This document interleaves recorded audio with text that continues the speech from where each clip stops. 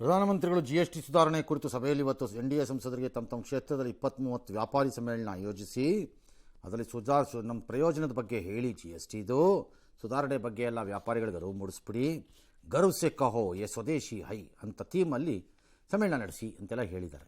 ಎಲ್ಲ ಚೆನ್ನಾಗಿದೆ, ಸ್ಕೀಮ್ ಎಲ್ಲ ಚೆನ್ನಾಗಿದೆ. ಬಟ್ ಈ ಗರ್ವ್ ಸೆ ಕಹೋ ಯೇ ಸ್ವದೇಶಿ ಹೈ ಇದೆಯಲ್ಲ, ಈ ಹೈ ಫಸ್ಟು ನಿಮ್ಮ ಸಂಸದರಿಗೆ, ನಿಮ್ಮ ಶಾಸಕರಿಗೆ, ನಿಮ್ಮ ಕಾರ್ಯಕರ್ತರ ಕೈಲಿ ಮಾಡಿಸಿ ನೋಡೋಣ 3 ತಿಂಗಳು ಅದೇನೇನು ಮಾಡ್ತೀರಿ ಅಂತ. ಆಮೇಲೆ ಜನಕ್ಕೆ ಹೇಳಿ, ಬರೀ ಪುಕ್ಕಟ್ಟೆ ಜನಕ್ಕೆ ಹೇಳಬೇಡಿ. ಎಲ್ಲಾನು ಬಂದು ಯಾವನ್ರಿ ಕಾಸಿಲ್ದೇ ಇರೋ ಬಡವ ಇದಕ್ಕೆ ಹೋಗ್ತಾನೆ, ಫಾರಿನ್ಗೆ ಹೋಗ್ತಾನೆ, ಯಾವನು ಹೋಗ್ತಾನೆ, ಎಲ್ಲಿ ಹೋಗ್ತಾನೆ? ಆಯ್ಕೆ ಮಾಡ್ಕೊಳ್ತಾರೆ, ಯಾರು ಮಾಡೋದು?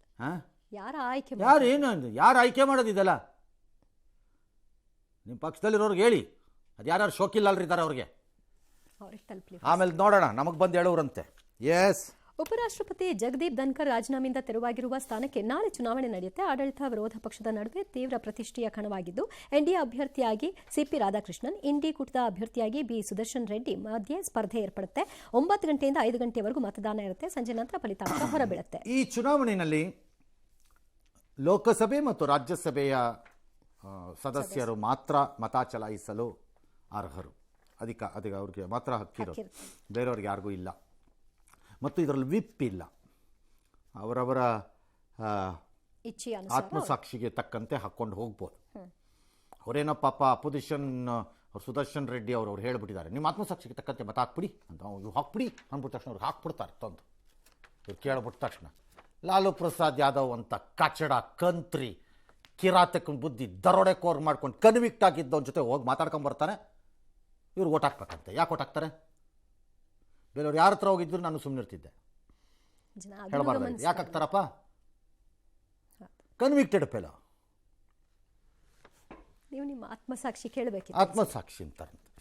ಏನೇ ಈಗ ಸದ್ಯಕ್ಕಿರೋ ನಂಬರ್ಲಿ ಯಾವ್ದು ಆತ್ಮನೂ ಅಷ್ಟೇ, ಸಾಕ್ಷಿನೂ ಅಷ್ಟೇ. ರಾಜಕಾರಣಿಗಳಿಗೆ ಆತ್ಮ ಇದೆಯಾ? ಸಾಕ್ಷಿ ಇದೆಯಾ? ಯಾವುದೂ ಇಲ್ಲ ಅವ್ರಿಗೆ. ಉಳ್ಕೊಂಡಿಲ್ವಾ ಸರ್? ಅಂಥದ್ದು ಇಲ್ಲ. ಎಲ್ಲ ಸತ್ತೋಗಿ ಭಾಳ ವರ್ಷ ಆಗೋಗಿದೆ. ಬೂತ್ಗಳು ತೈರ ಓಡಾಡ್ತಿರ್ತಾರೆ ಅವ್ರು. ಯಾವ ಟೈಮಲ್ಲಿ ಯಾವ ಫಾರ್ಮಿಗೆ ಬೇಕಾದ್ರೂ ಬರ್ತಾರೆ ಅವ್ರಿಗಿರೋ ಸದ್ಯದ ಪ್ರಕಾರದಲ್ಲಿ ಎನ್ಡಿಎಗೆ ಓಟ್ ಇದೆ, ಗೆಲ್ತಾರೆ ಸದ್ಯಕ್ಕೆ. ಎಸ್, ವಿಶ್ವವಿಖ್ಯಾತ ಮೈಸೂರು ದಸರಾ ಉದ್ಘಾಟನೆಗೆ ಇನ್ನು 2 ವಾರ ಅಷ್ಟೇ ಬಾಕಿ ಉಳ್ಕೊಂಡಿದೆ. ಆದರೆ ಜಟಾಪಟಿ ಮಾತ್ರ ನಿಲ್ತಾ ಇಲ್ಲ. ಮಾಜಿ ಸಂಸದ ಪ್ರತಾಪ್ ಸಿಂಹ ಕೋರ್ಟ್ ಹೋಗಿರೋ ವಿಷಯವಾಗಿ ಮುಖ್ಯಮಂತ್ರಿಗಳು ಹೈದರಾಲಿ, ಟಿಪ್ಪು, ಮಿರ್ಜಾ ಇಸ್ಮಾಯಿಲ್, ನಿಸಾರ್ ಅಹಮದ್ ಅವ್ರ ಬಗ್ಗೆ ಬಿಜೆಪಿ ಕೋರ್ಟ್ ಹೋಗಿತ್ತಾ ಅಂತ ಪ್ರಶ್ನೆ ಮಾಡಿದ್ದಾರೆ. ಪಕ್ಷದಲ್ಲಿ ನೆಗ್ಲೆಕ್ಟ್ ಆಗಿರೋದ್ರಿಂದ ಪ್ರತಾಪ್ ಸಿಂಹ ಕೋರ್ಟ್ ಹೋಗಿರೋದು ಅಂತ ವ್ಯಂಗ್ಯವಾಡಿದ್ರು.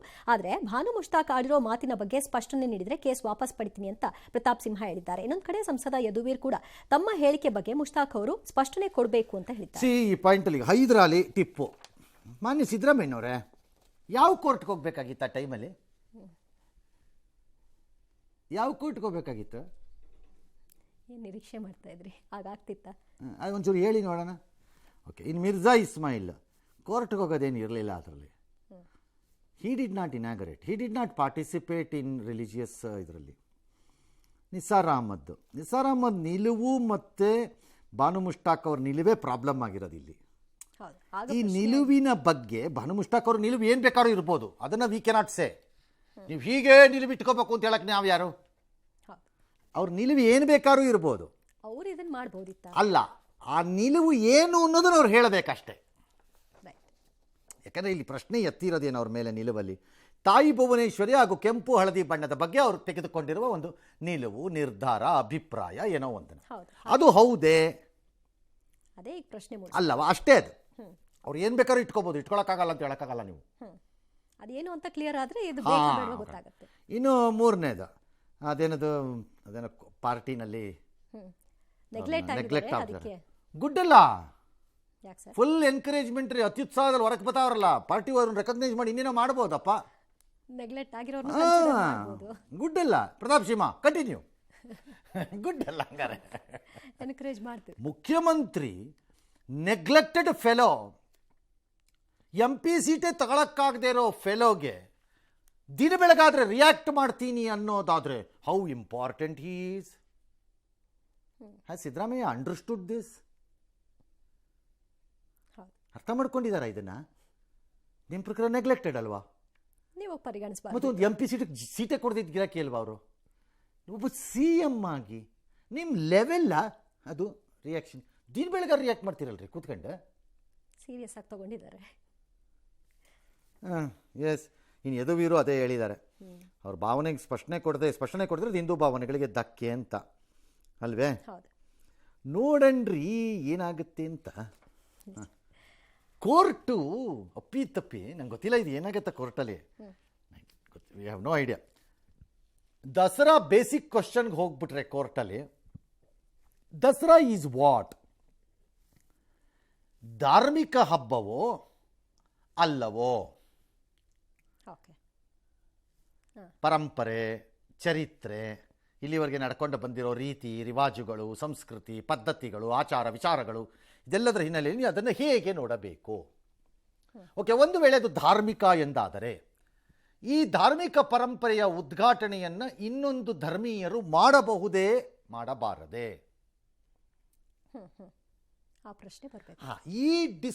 ಈ ಆರ್ಗ್ಯುಮೆಂಟು ಡಿಸ್ಕಷನ್ ಕೋರ್ಟಲ್ಲಿ ಬಂದರೆ ಮಜಾ ಇರುತ್ತೆ, ಅಂದರೆ ಚೆನ್ನಾಗಿರುತ್ತೆ ಅಂತ ನಾನು ಹೇಳೋದು. ನೋಡೋಣ.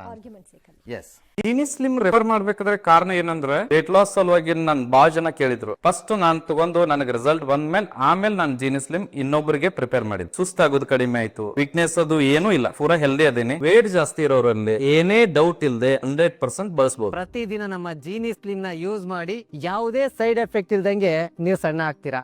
ಮತಗಳು ಆರೋಪ ಮತ್ತೆ ಸದ್ದು ಮಾಡ್ತಾ ಇದೆ.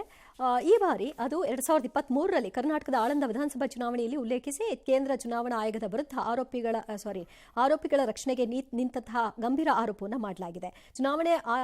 ವಿಧಾನಸಭಾ ಚುನಾವಣೆಯಲ್ಲಿ ಕೇಂದ್ರ ಚುನಾವಣಾ ಆಯೋಗದ ವಿರುದ್ಧವೇ ಈಗ ಪ್ರಶ್ನೆಯನ್ನ ಮಾಡ್ತಾ ಇದ್ದಾರೆ. ಸಿಎಂ ಒಂದು ಪೋಸ್ಟ್ ಕೂಡ ಹಾಕಿದ್ರು. ಆ ವಿಷಯವಾಗಿ BR ಪಾಟೀಲ್ ಮಾತನಾಡಿ, ಕಳೆದ ಚುನಾವಣೆಯಲ್ಲಿ ನನ್ನನ್ನು ಸೋಲಿಸುವ ಉದ್ದೇಶದಿಂದ ಮತಗಳತನ ನಡೆದಿತ್ತು ಅನ್ನೋದು ಅವರ ಆರೋಪ ಆಗಿದೆ. Problem is this. ನಂಬರ್ 1, 2.5 ವರ್ಷ ಯಾಕಿದ್ರ ತನಿಖೆಯನ್ನು ಹಾಗೆ ಇಟ್ಕೊಂಡು ಕೂತಿದ್ದೀರಿ ನನಗೆ ಅರ್ಥ ಆಗಿಲ್ಲ. ಈಗ ಯಾಕೆ ತೆಗಿತಾ ಇದ್ದಾರೆ? 2 ವರ್ಷನೋ 2.5 ವರ್ಷ ತೆಗಿಬೋದು, ಯಾವಾಗ ಬೇಕಾದ್ರೆ. ಸೊ ಇಷ್ಟು ದಿನ ಆದಮೇಲೆ ಏನು ತನಿಖೆ ಮಾಡ್ತೀರಿ ಅಂತಲೂ ನನಗೆ ಅರ್ಥವಾಗ್ತಿಲ್ಲ. ಮೂರನೇ ನನಗಿಲ್ಲ ಅರ್ಥ ಆಗ್ತದೆ, BR ಪಾಟೀಲ್ ಕ್ಲಾರಿಟಿ ಕೊಡಬೇಕು. 6,900 ಮತ ಡಿಲೀಟ್ ಆಯ್ತಾ, ಆಗಬೇಕಾಗಿತ್ತು, ಆಗ್ತಾ ಇತ್ತು, ತಡೆದು ಬಿಟ್ಟಿದ್ದೀವಿ ಅಂತಾನ? ಆಗಿಲ್ಲ, ಆಗ್ತಾ ಇತ್ತು, ನಾವು ತಡೆದು ಬಿಟ್ವಿ ಅನ್ನೋದಾದ್ರೆ ಅದು ಬೇರೆ ಕತೆ. ಆಗಿದ್ರೆ ಬೇರೆ ಕತೆ. ಆಗಿದ್ರೆ ಎಲೆಕ್ಷನ್ ಕಮಿಷನ್, ಆಗ್ತಾ ಇತ್ತು ಅಂದ್ರೆ ಯಾರೋ ಥರ್ಡ್ ಪಾರ್ಟಿ ಮಾಡ್ತಿರ್ಬೋದು, ಆಗ ಎಲೆಕ್ಷನ್ ಕಮಿಷನ್ ಬರಲ್ಲ. ಮೂರನೇ ವ್ಯಕ್ತಿ ಮೇಲೆ ಆರೋಪ. ಹಾಗಾಗಿ BR Patil has to clear it, ಏನದು ಅಂತ. ಇಲ್ಲ ಅಂತಂದ್ರೆ ಅವಾಗ BR ಪಾಟೀಲ್ ಮೇಲೆ ಇನ್ನೊಂದು ರಿವರ್ಸ್ ದೂರು ಕೊಡ್ಬೋದು, ಯಾರು ಆರೋಪ ಮಾಡ್ತಿದ್ದಾರೆ, ಸುಳ್ಳು ಹೇಳ್ತೀಯಾರೆ ಅಂತ. ಅವಾಗ ಇಲ್ಲದೆ ಇರ್ಬೋದು. ಬೆಳಗಾವಿಲಿನ DCC ಬ್ಯಾಂಕ್ ಗಲಾಟೆ ಜೋರಂತೆ. ಉಮೇಶ್ ಕತ್ತಿ ತಮ್ಮ ಪ್ಲಸ್ ಸತೀಶ್ ಜಾರಕಿಹೊಳಿ ಸಚಿವರದ್ದು ಮಧ್ಯ ಅವ್ರು ಇರಲೇಬಾರ್ದಂತ ಅವರಂತೆ. ಇವ್ರು ಅದು ಹೆಂಗಾಗತ್ತೆ ನಾನು ನೋಡೇ ಬಿಡ್ತೀನಿ ಅಂತ ಇವರಂತೆ. ಒಟ್ಟಲ್ಲಿ ನಡೀತಿದೆ. ಭಾಳ ಮಜಾ ಅಂದರೆ ಅಲ್ಲಿ ಯಾರೋ ಒಬ್ಬ ಕೃಷಿ ಪತ್ತಿನ ಸಹಕಾರ ಸಂಘದ ನಿರ್ದೇಶಕ ಒಬ್ಬ ಸತೀಶ್ ಜಾರಕಿಹೊಳಿಗೆ ಬೆಂಬಲ ಕೊಟ್ಬಿಟ್ನಂತೆ. ಅದಕ್ಕೆ ಅವ್ರ ಹೆಂಡತಿ ಬಂದು ಕುತ್ತಿನ ಪಟ್ಟಿಗೆ ಹಿಡ್ಕೊಂಡು ಗಂಡನಿಗೆ ಕಪಾಳಕ್ಕೆ ಹಾಕಿದ್ಲಂತೆ. ಯಾಕೆ ಸಪೋರ್ಟ್ ಮಾಡಿದೆ, ಯಾವನನ್ನು ಕೇಳಿ ಮಾಡಿದೀಯಾ ಅಂತ. ಆಮೇಲೆಲ್ಲ ಕಷ್ಟಪಟ್ಟು ಬಿಡಿಸಿದ್ರಂತೆ. ಬಿಡಿಸ್ಬಿಟ್ಟದ್ದು ಆ ಕಡೆ ಹೋದ ತಕ್ಷಣ ಪಾಪ ಆಕೆ ಮತ್ತೆ ಅವನನ್ನು ಕಿಡ್ನ್ಯಾಪ್ ಮಾಡ್ಕೊಂಡು ಕರ್ಕೊಂಡೋಗಿದ್ದಾರಂತೆ. ಅಲ್ಲಿಗೆ ಇವ್ರು ದರಿದ್ರದ ರಾಜಕಾರಣ, ಕಚಡಗಳ ರಾಜಕಾರಣ ಒಂದು ಫ್ಯಾಮಿಲಿ ಮುರಿಯಿತು ಅಷ್ಟೇ. ಅವ್ರು ಕಳ್ಕೊಂಡ್ರಷ್ಟೇ. ಅಷ್ಟೇ. ಎಸ್. ಇನ್ನು ಕರ್ನಾಟಕ ಗುತ್ತಿಗೆದಾರರ ಸಂಘದ ಪದಾಧಿಕಾರಿಗಳು ಇವತ್ತು DCM DK ಶಿವಕುಮಾರ್ನ ಭೇಟಿ ಮಾಡಿದ್ರು. ಬಾಕಿ ಬಿಲ್ಗಳ ಬಿಡುಗಡೆಗೆ ಮನವಿ ಮಾಡಿದ್ದಾರೆ. 8 ಇಲಾಖೆಯಿಂದ ಒಟ್ಟು 32,000 ಕೋಟಿ ಬಿಲ್ ಬಾಕಿ ಇದೆ ಅಂತ ಕೇಳಿದ್ದಾರೆ. ಹಾಂ ಸರ್, ಹಂತವಾಗಿ ಕೊಡ್ತಾರಂತೆ. ಅದ್ಯಾವುದು ಯಾಕಂತ ಸುಮ್ಮನೆ ಒಂದು ಚೆಕ್ ಸೈನ್ ಹಾಕ್ಬಿಟ್ಟು ಬಿಸಾಕಿದ್ರೆ ಮುಗೀತಪ್ಪ. ಏನು CM ಅಪ್ಪ, ಏನು DCM ಅಪ್ಪ, ದುಡ್ಡಿದೆ ಅಲ್ಲ, ಯಾವ ಕೊರತೆ. ಆದ್ರೂ ಪದೇ ಹೇಳ್ಸ್ಕೊತಾರಲ್ಲ ಸರ್. ಅದು ಸುಮ್ಮನೆ ನಮ್ಮ ಲೆವೆಲ್ ಇದೆ ಅಂತ ತೋರಿಸ್ಕೊಳಕ್ಕಷ್ಟೇ. ಅವ್ರು ತಮ್ಮ ಇರುವಿಕೆ ತೋರಿಸ್ಕೊಂಡು ನಾವು ಇದ್ದೀವಿ, ಆಯ್ತು ಎಲ್ಲ ಕೊಟ್ಬಿಟ್ರೆ ಇವ್ರು ಬಂದು ಕೇಳೋರು ಯಾರು ನಾಳೆ? ಯಾವ ಗುತ್ತಿಗೆದಾರ ನಮಸ್ಕಾರ ಅಂತ ಯಾರು ನಿಂತ್ಕೊತಾರೆ? ಯಾರು ನಿಂತ್ಕೊಳ್ಳಲ್ಲ. ಕೆಲಸ ಆಗಬೇಕು, ಕೆಲಸ ಅದಕ್ಕೆ ಒಂದು ಸ್ವಲ್ಪ ಇಟ್ಟಿರೋದು ಸುಮ್ಮನೆ. ಅವಾಗ ಬರ್ತಾ ಇರ್ಬೇಕು ಅವರು. ಹವಾ ಇರ್ಬೇಕು. ಹವಾ ಕರೆಕ್ಟಾಗಿ ಹೇಳಿದ್ದೀರಿ. ಹವಾ ಮುಂದುವರಿಸಿ. ಯಾವ ದುಡ್ಡ್ರಿ ಇವೆಲ್ಲ 32-36 ಚಿಲ್ಲರೆ ಬಿಲ್ಗಳು?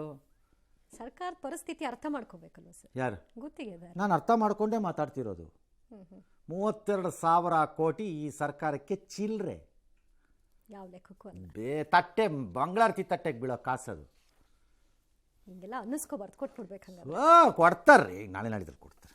ಓಕೆ 32,000 ತಾನೇ ಕೊಡ್ತಾರೆ ಬಿಡಿ. ಇಸ್ರೇಲ್ನ ಜೆರುಸಲೆಂನಲ್ಲಿ ಭಯೋತ್ಪಾದಕರು ಗುಂಡಿನ ದಾಳಿ ನಡೆದಿದ್ದಾರೆ. 15 ಜನ ಗಾಯಗೊಂಡಿದ್ದಾರೆ, 5 ಜನ ಸಾವನ್ನಪ್ಪಿದ್ದಾರೆ. ಅಲ್ಲಿ ಪ್ರಧಾನಿ ಹೇಳಿದ್ದಾರೆ, ಆಯ್ತಾಯ್ತು ಇದ್ರದ್ದು ರಿವೆಂಜನ್ನ ತೊಗೋತೀವಿ ಬನ್ನಿ ಅಂತ ಹೇಳಿದ್ದಾರೆ. ಈಗ ತಗೋತಿರೋದೇನು ಕಡಿಮೆ ಇದೆಯೇ ಈಗ ಸದ್ಯಕ್ಕೆ? ಇನ್ನು ಫರ್ದರ್ ರಿವೆಂಜ್ ಅಂದರೆ ಏನು ಕಾದಿದೆಯೋ?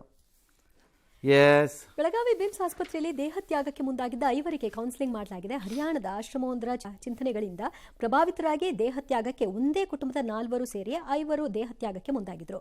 ಬಾಬಾ ಆಗಮಿಸಿ ನಮ್ಮನ್ನೆಲ್ಲ ಕೈಲಾಸಕ್ಕೆ ಕರ್ಕೊಂಡು ಹೋಗ್ತಾನೆ ಅಂತ ಆ ಕುಟುಂಬಸ್ಥರು ನಂಬಿದ್ರು. ಮಾನಸಿಕ ವಿಭಾಗದ ಮುಖ್ಯಸ್ಥರು ಅವ್ರನ್ನ ಭೇಟಿ ಮಾಡಿದ್ರು. ನಂತರ ಕೌನ್ಸಿಲಿಂಗ್ ಮಾಡಿ ಅವರ ಮನವೊಲಿಕೆಯನ್ನು ಮಾಡಲಾಗಿದೆ. ಅವ್ರನ್ನ ಮನವೊಲಿಕೆ ಮಾಡಿದ್ದು ಒಳ್ಳೇದಾಯಿತು, ಪುಣ್ಯಕ್ಕೆ ಗೊತ್ತಾಯ್ತದು. ಅವ್ರು ಸತ್ತ ಮೇಲೆ ನಮಗೆ ಗೊತ್ತಾಗಿಲ್ಲ, ಇವೆಲ್ಲ ಕಾಗ್ದಾಗಿದ್ದ ಬರೆದಿಟ್ಟು ಅವ್ರ ಜೀವ ಉಳಿಸಿದ್ದಾಯಿತು. ನನ್ನ ಪ್ರಕಾರದಲ್ಲಿ ಈಗ ಲೋಕಲ್ ಪೊಲೀಸು ಅಥವಾ ಯಾರೋ ಕೌನ್ಸಿಲರ್ಸ್ ಯಾರಿದ್ದೀರಿ, ಕಾಂಟ್ಯಾಕ್ಟ್ ದಟ್ ಬಾಬಾ. ಅದಕ್ಕೆ ಪ್ರೇರೇಪಿಸಿದಕ್ಕೆ ನಿಮ್ಮ ಮುಂದಿನ ಭಾಷಣಗಳಲ್ಲಿ ಈ ರೀತಿ ಪ್ರೇರೇಪಣೆ ಆಗದಂಗೆ ನೋಡ್ಕೋಬೇಕು. ಸಾವು ಅಲ್ಲ ಅದಕ್ಕೆ ಪರಿಹಾರ ಅನ್ನೋ ಅರಿವನ್ನು ತಾವು ಮೂಡಿಸ್ಬೇಕು ಅನ್ನೋದನ್ನ ಅವ್ರಿಗೆ ಹೇಳಿ. ಅದಾಗಬೇಕು. ಇದ್ರ ಇನ್ಯಾರ್ಯಾರಿಗಾಗುತ್ತೋ ಇದು? ಎಷ್ಟು ಜನ ಅಂತ ಮಾಡಕ್ಕಾಗತ್ತೆ? ಅದು ಮಾಡಿ ಕೇಸ್ ಮಾಡಿ ಅಂತ ಹೇಳಿಲ್ಲ, ಸೂಚನೆ ಕೊಡಬೇಕು. ಅಲ್ಲಿ ರಿಕ್ವೆಸ್ಟ್ ಅವ್ರಿಗೆ ಕೌನ್ಸಿಲಿಂಗ್ ಮಾಡ್ರಿ ಬಾಬಾಗೆ. ಮೇನ್ ಬೇಕಿರೋದೇ ಅಲ್ಲ.